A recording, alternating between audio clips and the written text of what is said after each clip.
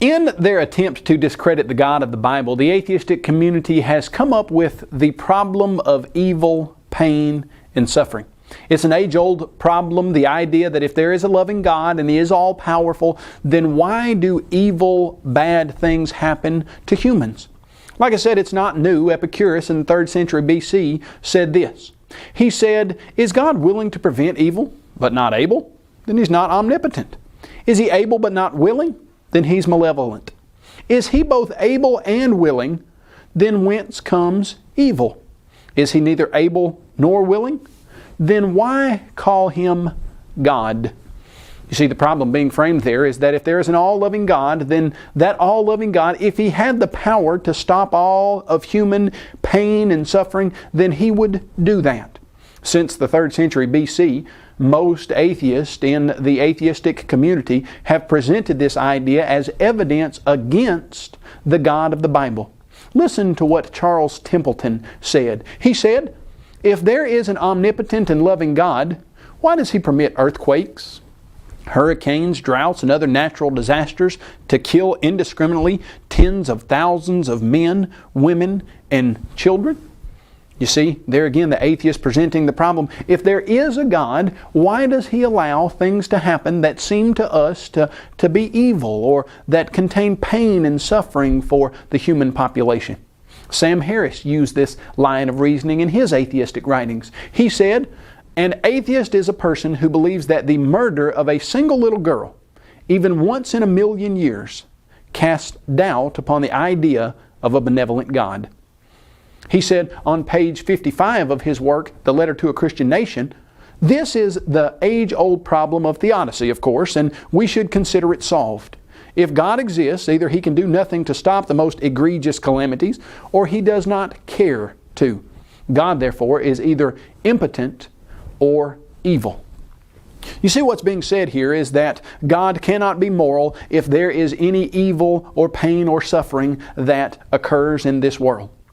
But the question that we need to then pose to the atheistic community is, where would you get an idea of morality?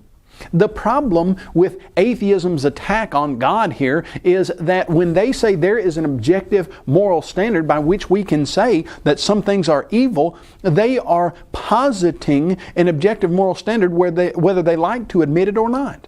And if you're positing an objective moral standard, then there has to be an objective moral standard giver. Where would you get an objective moral standard according to the philosophy of atheism? You can't get one. William Provine has pointed that out for us, and it's easy to see from his writings and statements. He understands the implications of naturalistic evolution, of atheism. He said this, "Modern science directly implies that there are no inherent moral or ethical laws, no absolute guiding principles for human society." He's quoted in Expelled as saying, "It starts by giving up an active deity. Then it gives up the hope that there's any life after death. When you give those two up, the rest of it follows fairly easily. You give up the hope that there is any imminent morality." You see what's being said there, according to Provine? The implication of atheism is that you can't say that some things are evil. You can say we don't like them. You can say we'd rather them not happen. You can say we wish things were different. But you can't say they're morally wrong. So the problem of evil, pain, and suffering quickly becomes, for the atheist, the problem of evil. Because if there is objective moral evil, then there has to be an objective moral lawgiver. Nietzsche, in his work Beyond Good and Evil, wrote this, "We believe that severity, violence, slavery, danger in the street and in the heart, secrecy, stoicism, tempter's art, and devilry of every kind, that everything wicked, terrible, tyrannical, predatory, and serpentine in man serves as well for the elevation of the human species as its opposite." You see what Nietzsche was saying? If evolution is true, if there is no God and humans evolved from primordial slime over millions and millions of years, what caused us to be at the level where we are?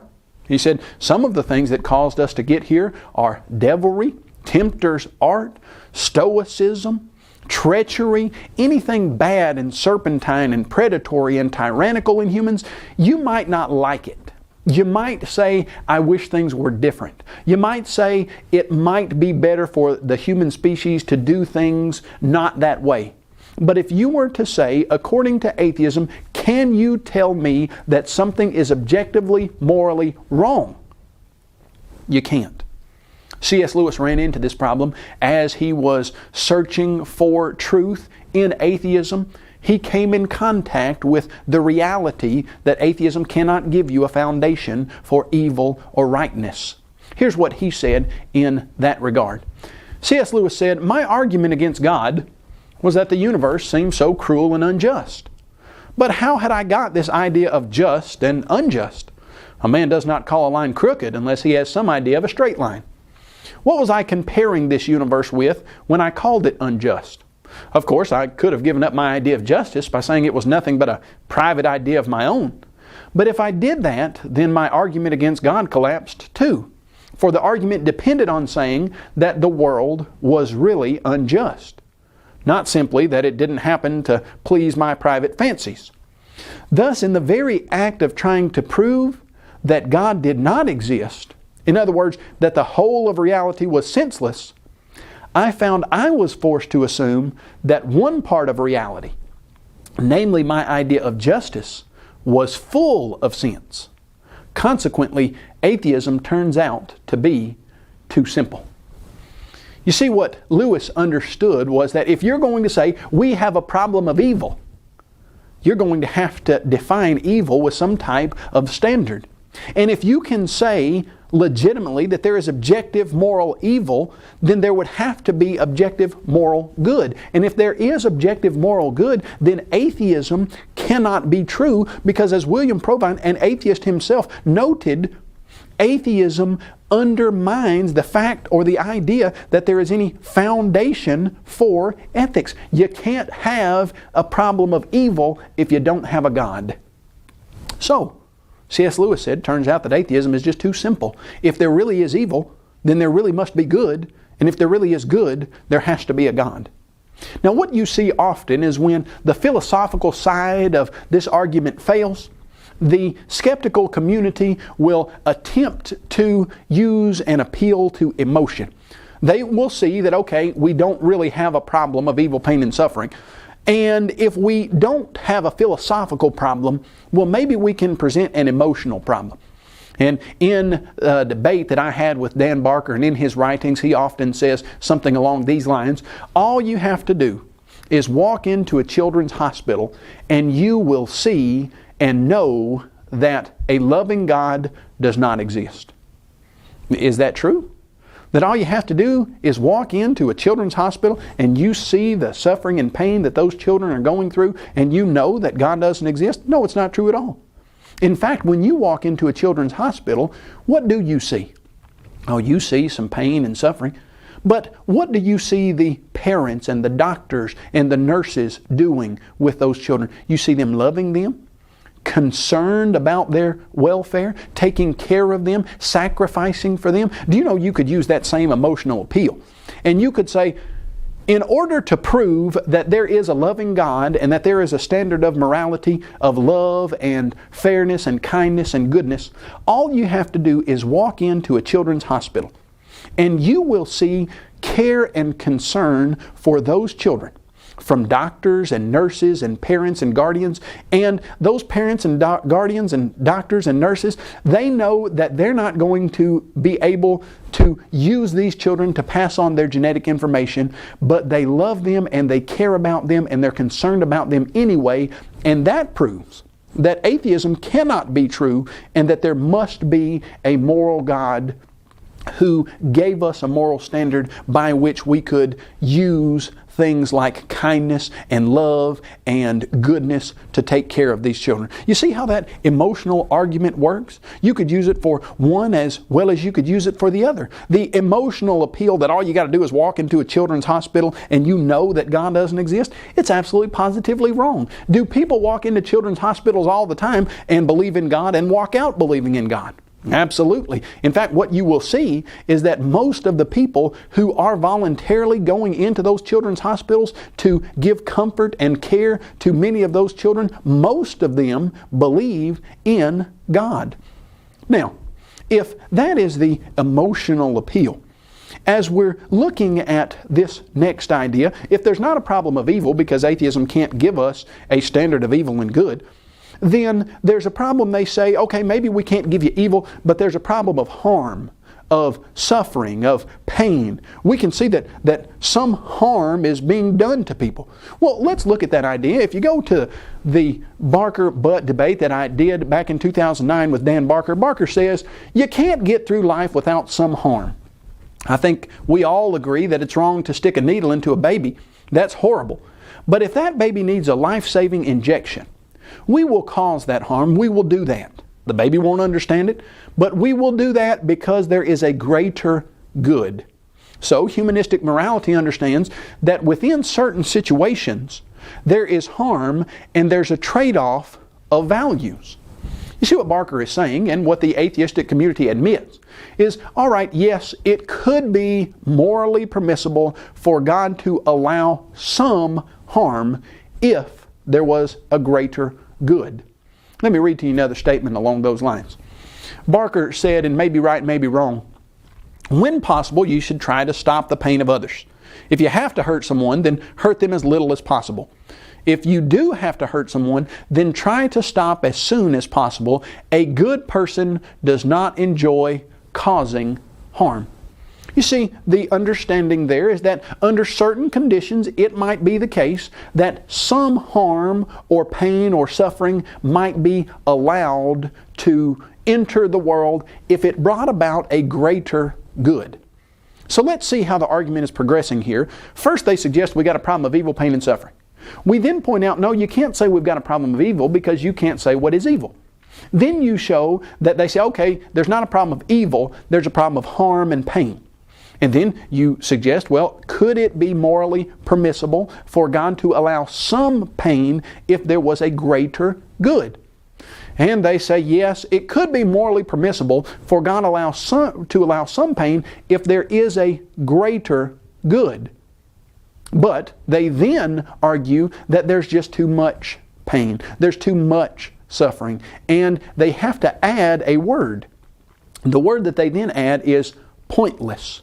They say, yes, we see pain and suffering in this world, and it could be morally permissible for God to allow some pain and suffering in this world, but there's too much, and some of it is pointless.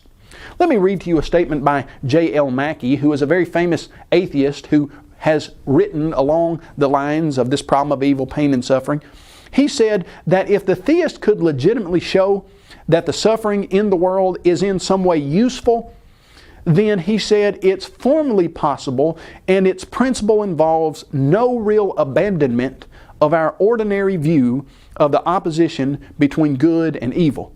You see what he's saying there is, if you could show that there was a reason for the pain and suffering that is allowed, then you would be right. There would be no moral problem, how we understand good and evil, that could fit if there was a reason for the suffering.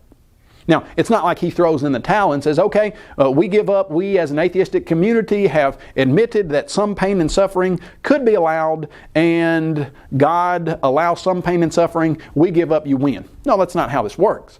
That's not how Mackie did. That's not the way that he decided to go with this. He said, yes, if there was some pain and suffering that you could show a purpose for, then that wouldn't militate against the idea of a loving, powerful God.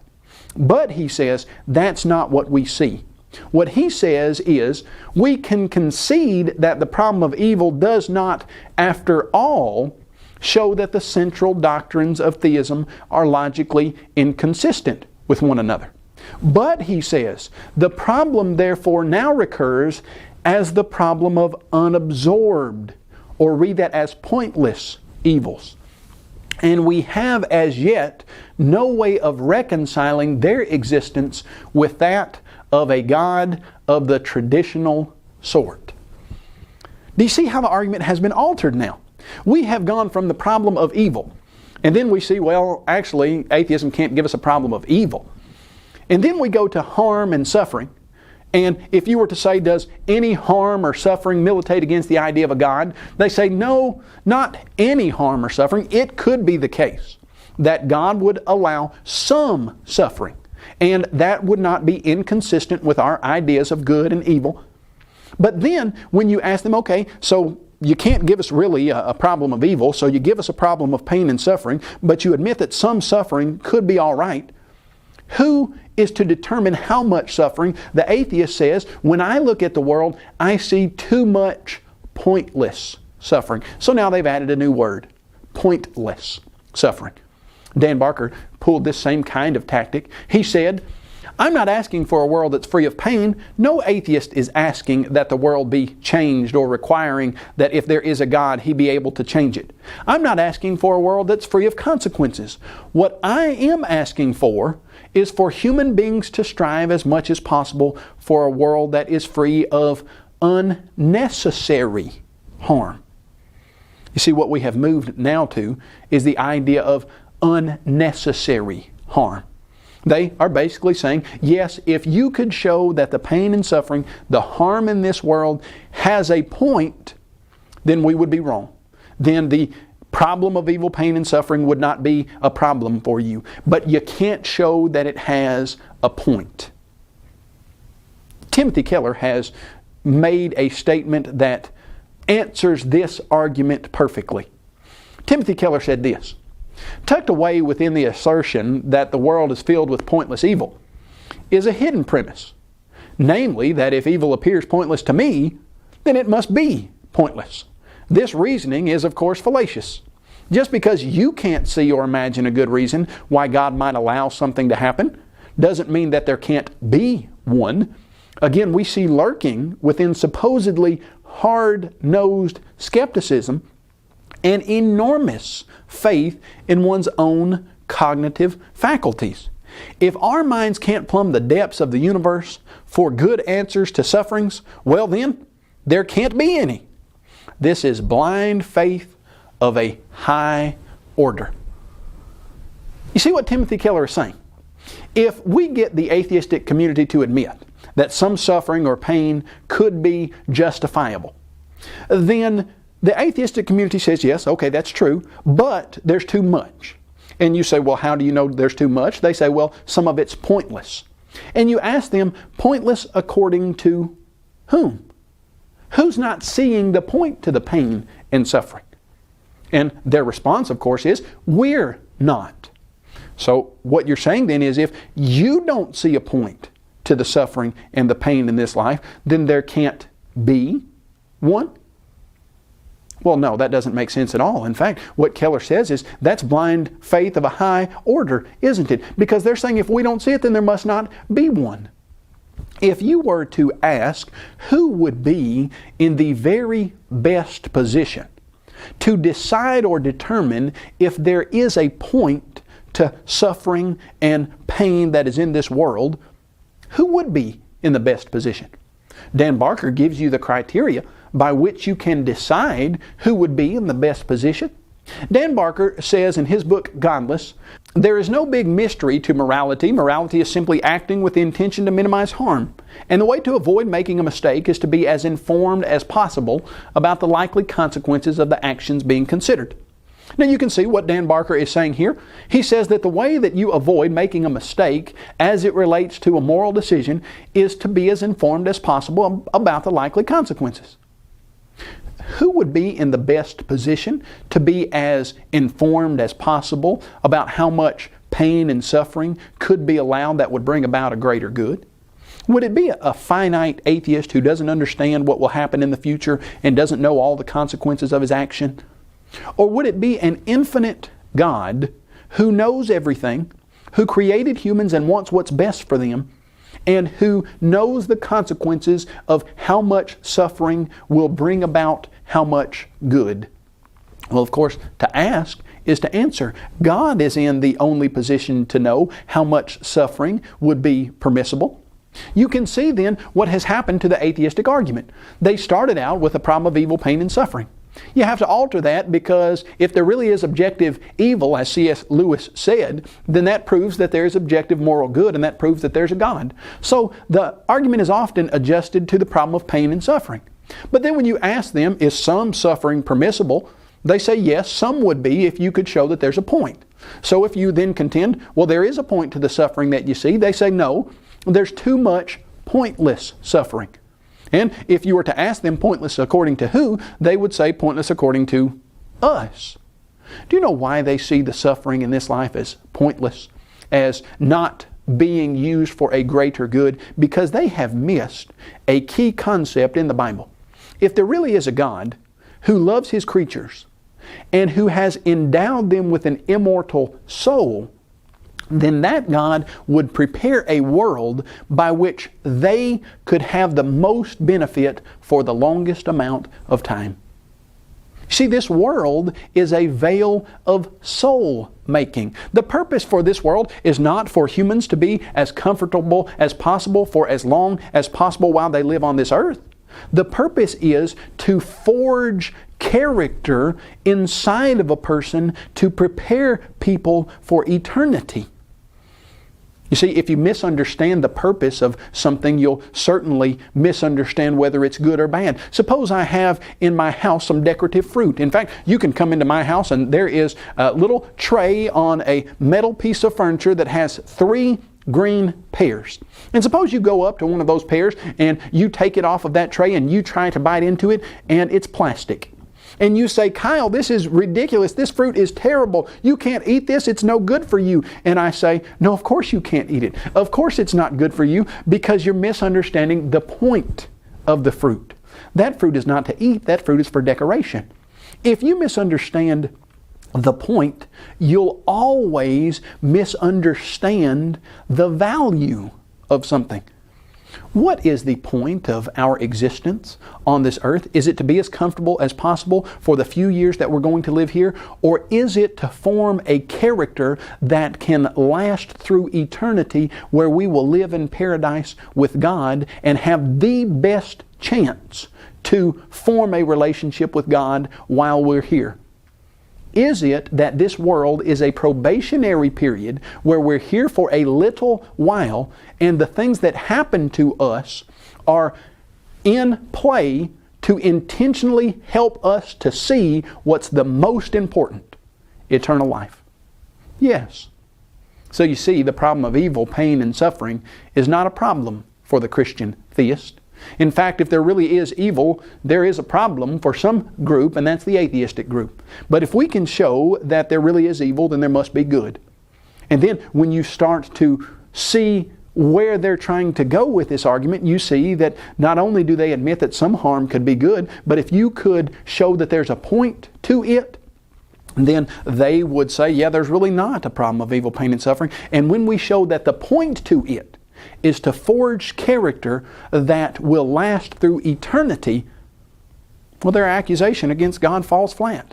There's no problem of evil, pain, and suffering. And as C.S. Lewis said, atheism turns out to be too simple.